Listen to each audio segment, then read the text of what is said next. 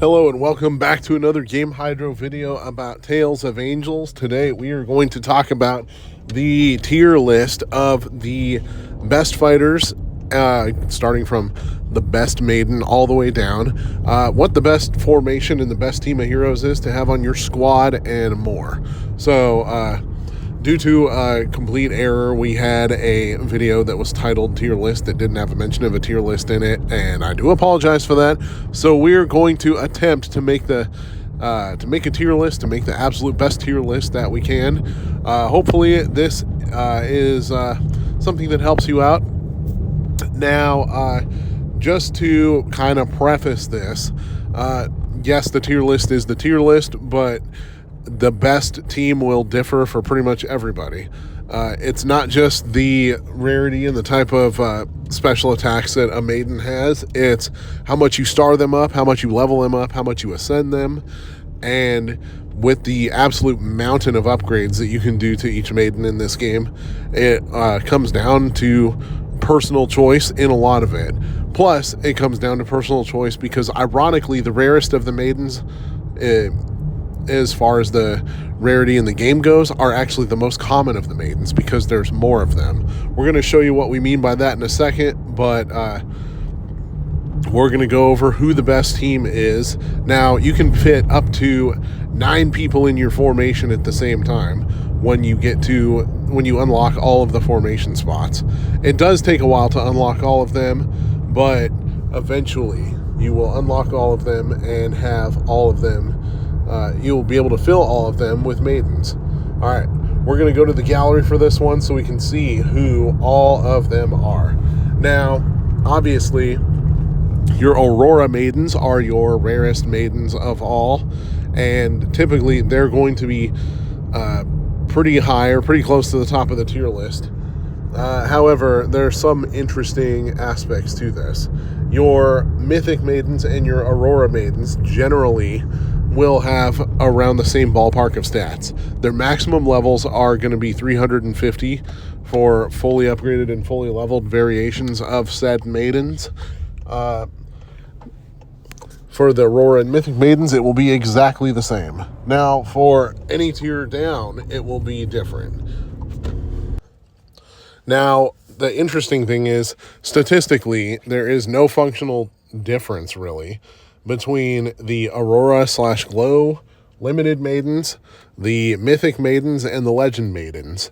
They are all 5-star maidens. The different rarity comes down to cosmetics, really, and to in-game, collectibles. But Tina, the Dragon Sis, has pretty similar maximum statistics over here to your Mythic maidens and your Legend maidens. And she is an Aurora/Glow maiden. But you look at her, 150,000 max attack, 950,000 maximum health, 5,000 maximum defense, 4,300 maximum speed, and an upper level limit of 350.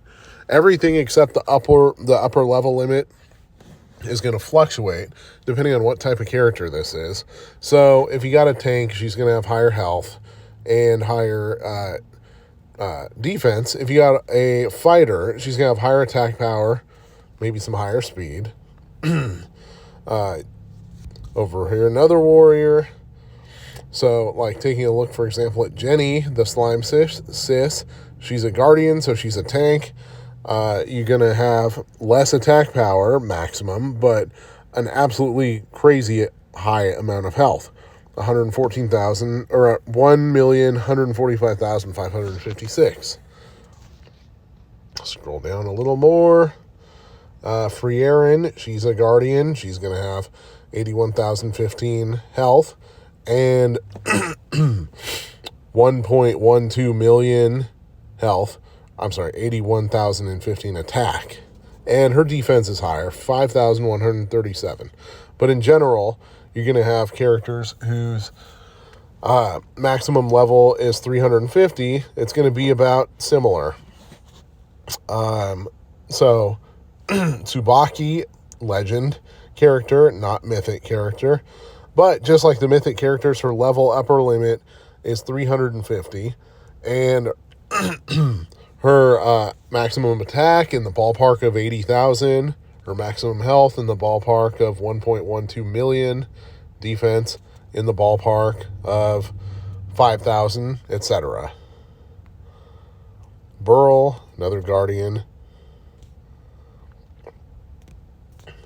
Now, she's an epic maiden, so we're going to go over the difference between the 5 stars and the 4 stars. Epics are 4 stars, and her maximum level upper limit is only 205. So you can see her maximum stats is a lot. Her maximum stats are a lot lower. The reason for this is that 4-star maidens can only be upgraded to 5 stars, while 5-star maidens can be upgraded as high as 11 stars or more. And the higher the star level, the higher the overall experience or the overall stat boost max will be. Sometimes early on you can upgrade epics more, but it won't necessarily be, they'll max out faster. Yeah, you look at Ohm, she's a mage, higher attack power, lower health, lower defense, slightly lower speed, but magic damage is primo. You look at Daisy the Sniper, we have her, so we got to click over to the stats page. High attack, slightly lower health, lower defense, and lower speed, but obviously attacking is the main point of a character like this. You got Renee, who's a magician. Attack power's higher, speed's higher. So the legendaries have slightly lower maximum stats than the mythics, but honestly, it really is a rounding error. So we're going to go over next the ones that you want in your party the most and why you want them in your party the most. Keep in mind, you have 9 slots to fill, so you have a lot of different choices here. Alright, so now we're going to attempt to build a tier list. Now, the tier list is going to consist strictly of Mythic Maidens, plus if you got Aurora Maidens available, it's going to be them. Right now, Tina is the Aurora Maiden. She is a character of light and warrior class, which means she focuses more on doing high damage, as you can tell by the fact that she has 152,000 attack power. But she's got pretty strong health and defense, too. So she can act like a little bit of a tank, just not really with the skills, though. She's got Draco Spell, which attacks a single target in front 3 to 5 times, with each hit dealing 80% physical damage and ignoring 20% of defense. Meh. Draco Awakening, when the dragon's hit point drops below 60, instantly restores 40%, drops below 60%, removes 40%, and removes all debuffs entering Draco form, which increases attack by 30, crit by 25, immunity to certain effects, and the status description of Draco Spell deals damage for, all attacks change into Draco Spell with no cooldown. That's pretty powerful. So the moves aren't necessarily blowing my skirt up, but the the stats are insanely high. And then Reverse Scale, which stacks Dragon Fury, and Dragon Fury contributes to higher attack power, as long as that's there. So we are going to go S tier, maybe S minus with her, but higher than A tier. Now down to the Mythic Maidens. They're going to fill out the rest of this list. Now you can kind of imitate what we're doing here with the... we're going to start with Naya, checking out her skills. She's a mage, so her damage is primarily magic damage, not physical damage. And her health is a little bit on the higher side for a mage. Defense, pretty moderate. Speed, pretty moderate. She's a light type. We're going to check out her moves. Attacks 3 random enemies in the middle and the back rows, dealing 137% magic damage. For the back row, that's actually pretty good.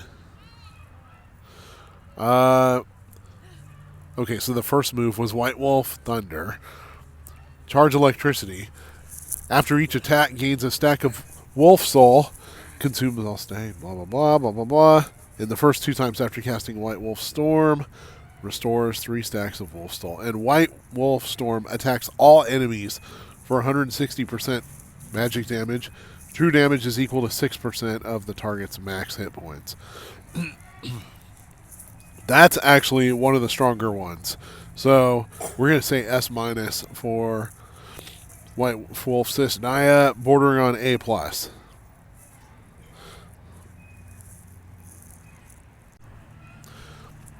Next up, we got Soleil, the Dove Sister.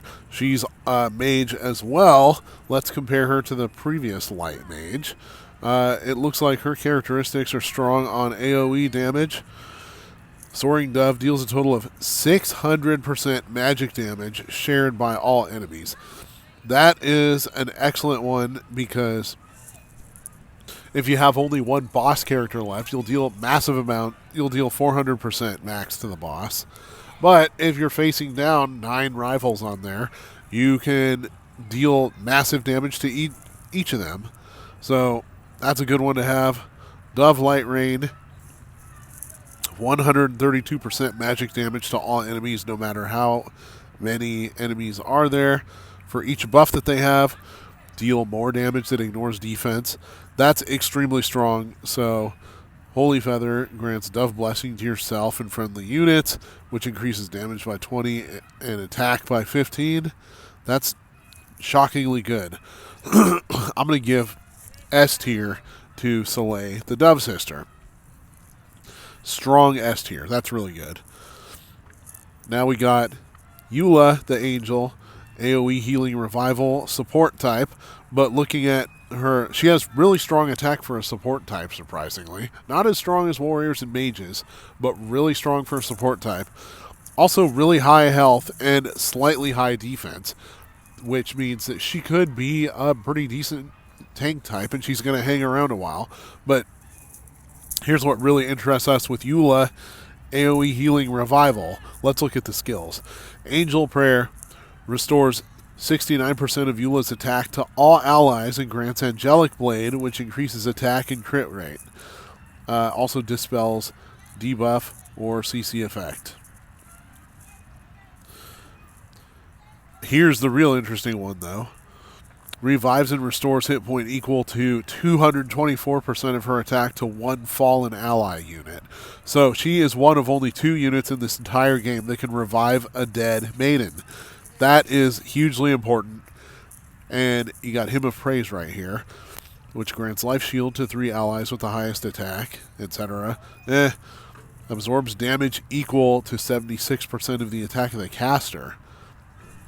That's actually really good. I'm going S++ for Eula. That basically means she absolutely has to be in your party. Like, leaving her out of your party if you have summoned her already is beyond stupid. We're going to go Lilith, the succubus. She's a dark type, poison burst, DPS. Deals 137% magic damage to 3 random enemy units with 70% chance for 1 stack of poison.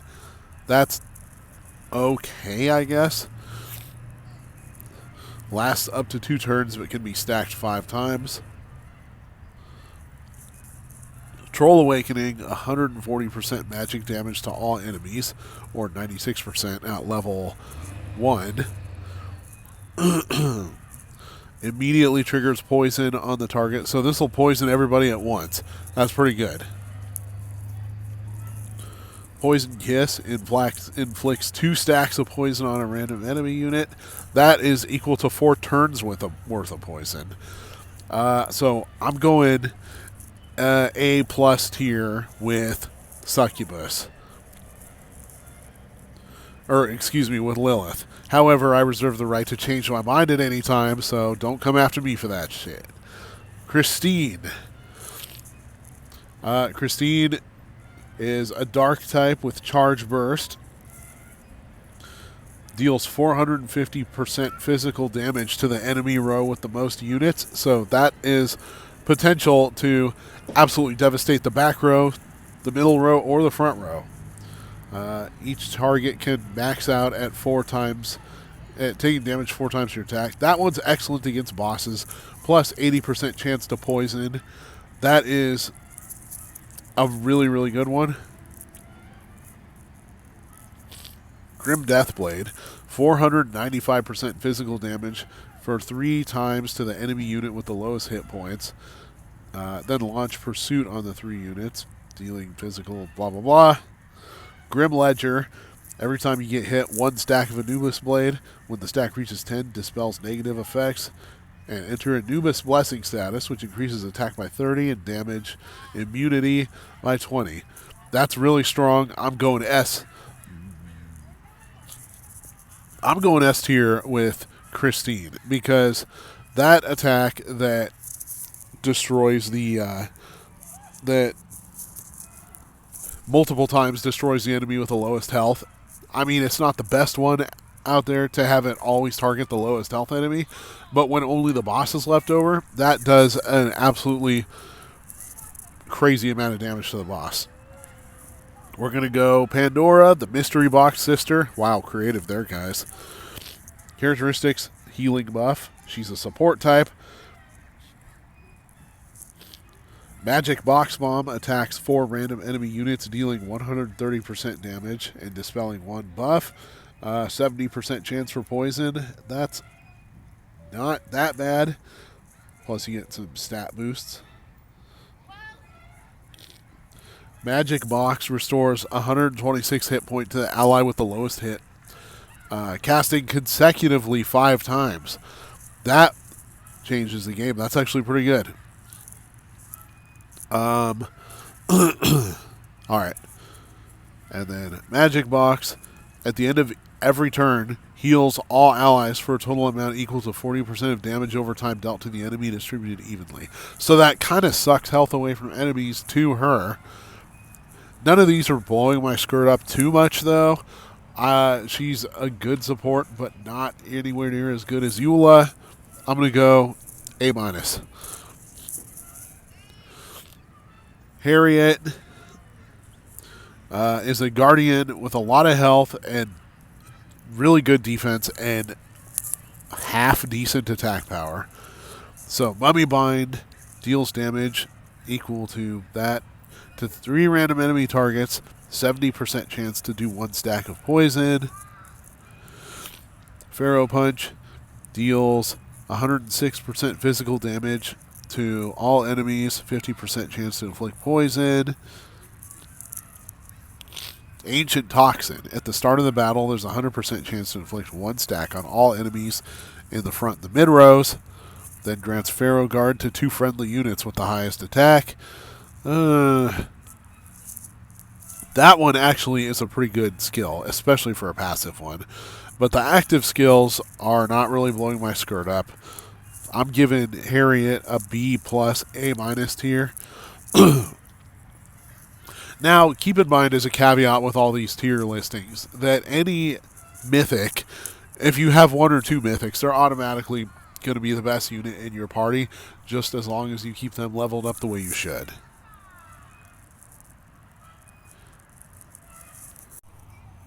Alright, moving on to the rest of the mythics. We're going to start with the water types. Undine being the first of our water types. So, click Undine. Freeze, Obsession are the characteristics. She's a mage, strong attack, weak health, weak defense. Tidekeel deals 95% magic damage to all enemies with a chance to inflict Obsession, which reduces crit rate by 5. That is a absolute weak sauce skill. Who cares about Obsession? Sorry. Megaton Water Ball, 195% magic damage to 3 enemies with a chance to inflict Frozen, which stops them from making moves for 1 turn. That is not all that much damage. Heartless Aquatic. At the end of the turn, if the total stacks reach 10, cast Megaton Water Ball, which is the ultimate. That is a really weak set of moves. So Undine is not going to be in my top tier. I'm going to say B-. Phil, Let's see how Phil is despite the weird name. She's a warrior with freeze burst characteristics, water type. So Bunny Slash deals a total of 430% physical damage shared by all the targets. No more than 3.5 times your attack for if it's one target that you're attacking. Can sometimes cast Frozen. Rabid Bunny Storm deals 128% physical damage to all enemies. If the target is under control, an additional damage equal to 100% of attack. That's alright. Crazy Rabbit. 50% chance to trigger Mad Bunny, which increases crit rate by 30%, damage dealt by 25%. That's not too bad. That's definitely better than Undine. I'm going to give Phil a B+, but so far, not one that I would really add to my party too much. We're going to go with or the Shark Sister. So, she's a support type. But we can see that she's got weaker attack, health, and defense than the other support types. Shark Guard heals the 3 allies with the lowest hit points for an amount equal to 98% attack. Continuous Heal heals hit points equal to 15% of Oom's attack at the end of each turn for 2 turns. It's not bad. Shark Rampage deals 120% magic damage with a 100% chance to randomly inflict damage amplification, heal reduction, break blind, frozen, or silence. That's decent. Thoughtful Shark grants life shield to the target with durability equal to 30% of attack. 100% chance to dispel all debuffs and CC effects. Okay, so a shield on one character. That's not bad, but overall, Shark Sis is, or rather, kind of weak sauce. I'll give her a B. Slime Sis Jenny. Alright. Can you redeem the water type, please? Let's see. Guardian. Shield freeze. So her defense is decent and her health is decent. Slime Massage. Grants slime shield to yourself and 3 friendly units. Absorbs damage equal to 10% of Jenny's max hit points. 60% chance to hit somebody with slime fluid. Okay. Slime Power. 100% damage to all enemies with a 50% chance for frozen. For each stack of slime fluid, 2% of Jenny's max HP is done as damage. Her max HP is actually really high, so that would make it an extraordinarily strong attack. Slime Adhesion grants aid to 2 friendly units, sharing 30% of the damage that they take. If her hit points are below 50, recover 6%. So decent there, but I'm really not impressed by the water types at all. I'm going to give her a B+. So if you really want a water type in your party, and you should try to get units of all types in your party, but so far the water types are kind of weak sauce. So if you got to have a water type and you got them all, put Jenny in. Alright, on to fire types. We got Jean. She's a mage. Her attack's pretty strong. Her moves... Oh, what are her characteristics? Burn damage bonus. 100% chance of inflicting burn. Deals 198% magic damage to the row with the most enemies. That's pretty strong.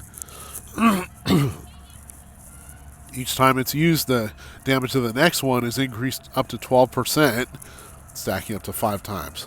That's really good, actually. Sacred Deer Flames, 195 magic damage to 3 enemies with lowest hit points, 90% chance for burning. Now, how long does burning last? For 2 turns, stacked up to 5 times. Sacred Deer Power increases all allies' burning and inferno damage dealt by 12% of Jean's attack. Okay, that's pretty good so far. Good start for the fire types. I'll give her an A. She's A tier. Lotus. She's a mage, just like the last one. So, Fox Hex. AoE burn. 92% magic damage to all enemies. 70% chance to inflict burning. Very strong. 130% magic damage to all enemies, 65% chance to inflict burning. So 2 different all enemy attacks with burning. That is very strong. Fox Clan adaptation increases damage dealt by 20% when you're in the front and the middle row, and lifesteal by 10%. I didn't know lifesteal was part of what she did, but that's pretty legit. I'm going to give her an A+, bordering on S minus. Let's go to Elena, the warrior. Physical damage will be more her thing. Burn crit is her main characteristics. So white dog sword to front and mid rows, 80% chance to inflict burning. That's pretty strong. White dog phantom slash. Deals 386% damage to the enemy unit with the lowest hit point. Guarantees to hit critically against enemies with burning and inferno. That only hits 1 enemy, so that's a little bit weak sauce, because most of the stuff here is at least a little bit AoE. Excited white dog. Yeah, who cares? She gets a B. Now, here's one we got. We got the Black Goat Sis, Frieren. Obviously part of our party right now. Would she be a part of our party if we had every mythic character? So, she's a guardian. Taunt protection is her characteristics. Now, what Taunt does is it forces characters to only use basic attacks and not special attacks.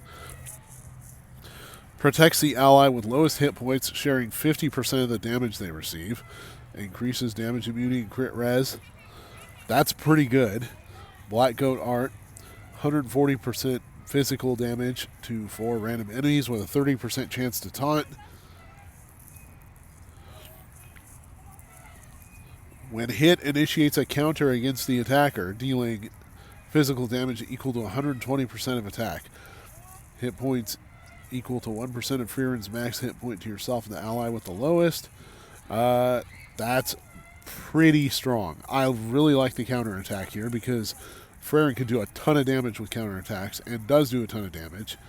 I like the... I don't really care for the taunt. I mean, the taunting is decent, but I really like the the protector state. She's a pretty successful tank, so we're going to go with an A+ tier there. So fire types, you're putting on a strong showing. Finally, we'll get to wind types. Oh, Mino. Mino. The cow type. Surprisingly, she's a warrior. I figured she'd be a guardian. Maybe I'm just thinking of the Pokemon Mill tank. But, yeah. Decently strong attack. Cow's Embrace. Fires 5 random shots at enemies, each dealing 150% physical damage. Each subsequent shot damage is reduced by 15%. Damage to units in the front and mid rows, 20%. Alright. That is an extraordinarily good move to use against bosses. So, if you got a boss battle, put Mino in there. Minos, I mean. Attacks the enemy with lowest health 3 times, dealing physical damage equal to 291% of your attack. If target is not killed, deals 161% physical damage. Dear Lord, that is strong. Milk's Nutrition. Gains Agile Cow status. Increases crit rate 20, dodge 40. The follow-up attack from Milk Overflow will execute enemies who are less than 30%. Alright. She might be an S+. That is an extraordinarily strong attacker. The best warrior that we've seen so far. Let's see how the other wind types do, though. Alright, we got Panda Sis May. She's an AoE damage burst type mage. And her attacks are about medium for a mage. 136% magic damage to enemies in the front and the mid rows. 100% chance to gain stacks of bamboo. That's pretty good attack power. Consumes a bamboo, dealing 128% magic damage to all enemies. So it's kind of strange that the base attack for the ultimate is lower than the regular skill. Bamboo Fan. So this basically just collects bamboo and increases crit rate. The bamboo is collected for the ultimate. Moderate. I'll give her a B tier. Leodore, the tree spirit. So she's a support type. She has decent attack and high health. Grants Forest Blessing to the 3 friendly units with the highest attack, and Emerald Wind to the 3 friendlies. Now, Forest Blessing increases attack and damage immunity for 2 turns. Emerald Wind, after taking action, restore 50% or hit points equal to 50% of Leodore's attack. That's actually pretty good, but making it wait 1 turn to heal is strange. Forest Favor revives an entire ally, equal to 217%. So the revive here is going to push Leodore very high, because she's one of only 2 of the maidens who can revive other maidens. Forest Song, all allies receive Forest Gift, whatever the hell that is. Upon death, revives immediately, restoring 30% of max hit point, and grant yourself endless life. Restores hit points equal to 30% of Leodore's attack when attacked for 2 turns. Alright, Leodore, the fact that you got 2 ways to revive there automatically puts her at S tier. That is completely insane. That is really good. Now, Brina, the Butterfly Sis, AoE shield is her characteristic, but her attack is super low. Her health is pretty good. Her defense is not blowing my skirt up. Butterfly Breeze deals 109% physical damage to enemies in the mid and the back row. That's decent. If there's an enemy spot in front of the enemy's row, it pulls the target forward. That's not too bad. It sucks them into where they get damaged. You got Butterfly Dance, deals 104% physical damage to all enemies with a chance to inflict Butterfly Needle, which reduces attack by 10%. Loses 2% of Brina's max hit points when attacked. So 2% of her max hit points. If her max hit points are 1.13 million, she'd be losing like 54,000. Something like that. That's not bad. Now, finally, the passive skill. At the start of each turn, grants Butterfly Shield to the ally with the lowest health, with shield durability equal to 10% of her max hit points. That's 113,000. Increases critical resistance of units with Butterfly Shield by 15. Brunina's present reduces damage taken by 10%. Alright, that's the final mythical. We're giving Brina a B+ there. That's pretty good, but not top tier there. So, who's the best battle party? At base level, put all the S tier ones that we named in there. Put Tina, put Eula, put Leodore, and Minos in there. For the rest of them, I would say, number 1, the water types kind of suck. Number 2, change your party depending, number 1, on who's upgraded the most, but also on the types of the various enemies that you're facing. That can change a lot of things, because you want to try to specialize your team to deal with all the types. Which of these fire S tier types? Oh, Freerin is the best of the Guardians, so she should always be in the battle party too. And with 2 revivers in there, it's going to seem like you're invincible. And then with Minos in there, you got a strong chance against any bosses. So there's my tier list and best battle party guide. Hope that helped you guys a bit. Please like and subscribe if you appreciate what we're doing, and hopefully this gets you very far in the arena and in the battles.